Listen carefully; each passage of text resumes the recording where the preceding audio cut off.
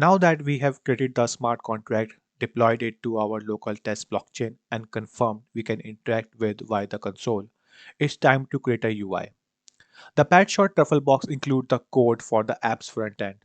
The code exists within a source directory. The front end doesn't use a build system to be as easy as possible to get started. The structure of the app is already there, and we will be filling in the functions which are unique to Ethereum. This way, you can take this knowledge and apply it to your front end development. Now we will open source.js app.js in the text editor. Examine the file, note that there is a global app object to manage our application. Load in the pad data in init function and then call the function init web3.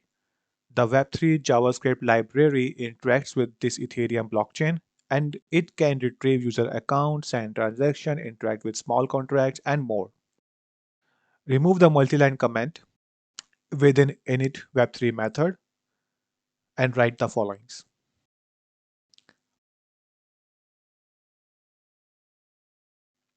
We check if we are using modern tab browser on the more recent version of metamask where an Ethereum provider is injected into the Windows object. If so, we use it to create our web3 object. But we also need to explicitly request access to the accounts with the ethereum.enable. If the Ethereum object does not exist, we then check for an injected Web3 instance. If it exists, this indicates that we are using an older DApp browser. If so, we get its provider and use it to create our Web3 object. If no injected Web3 instance is present, we create our Web3 object based on our local provider. This fallback is fine for development environments, but insecure and not suitable for production.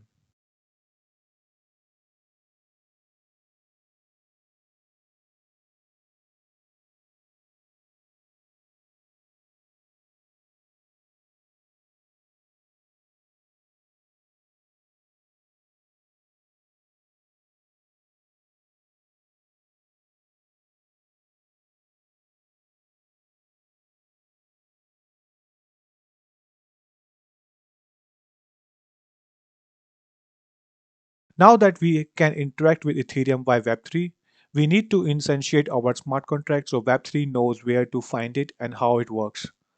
Truffle has a library to help with this called Truffle Contract. It keeps information about the contract in sync with migrations, so you don't need to change the contract's deployed address manually. So in this app.js class, we are going to remove the multi-line comment within the init contract function and write the followings. We first retrieve the artifact file for our smart contract. Artifacts are the information about our contract, such as it deployed address and application binary interface. And this application binary interface is a JavaScript object defining how to interact with the contract, including its variable, functions, and their parameters.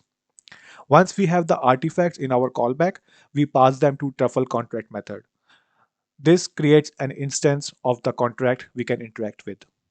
With our contract instantiated, as we set its Web3 provider using the app.web3 provider value we stored earlier when setting up the Web3. We then call the Web3 mark adopted function in case any pets are already adopted from a previous visit. We have encapsulated this in a separate function since we need to update the UI anytime we make a change to the smart contracts data. Now we have to remove the multi-line comments from mark adopted and write the followings.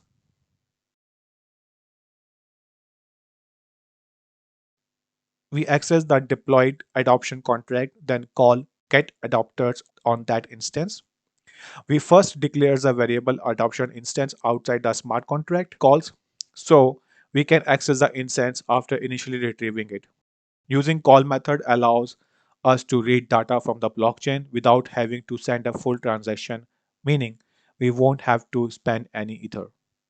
After calling get adopters, we then loop through all of them, checking to see if the address is stored for each pet. Since the array contains address types, Ethereum initialized the array with 16 empty addresses. This is why we check for an empty address string rather than null or any other falsy value. Once a pet ID with a corresponding address is found, we disable its adopt button and change the button text to success, so the user gets some feedback. Any errors are logged to the console.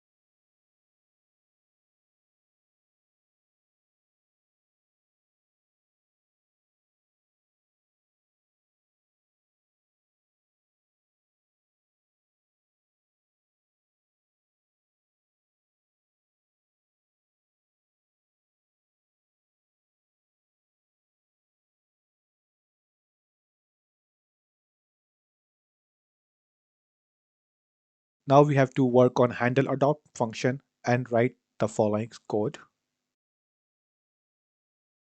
We use web3 to get the user account.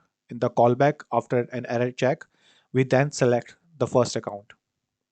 From there, we get the deployed contract as we did above and store the instance in adoption instance. This time through, we are going to send a transaction instead of a call. Transaction required a from address and have an associated cost. This cost paid in Ether is called gas. The gas cost is the fees for performing computation and to store data in a smart contract. We send the transaction by executing the adopt function with both the pet's ID and the object contains the account address, which we stored earlier in account. The result of sending a transaction is the transaction object.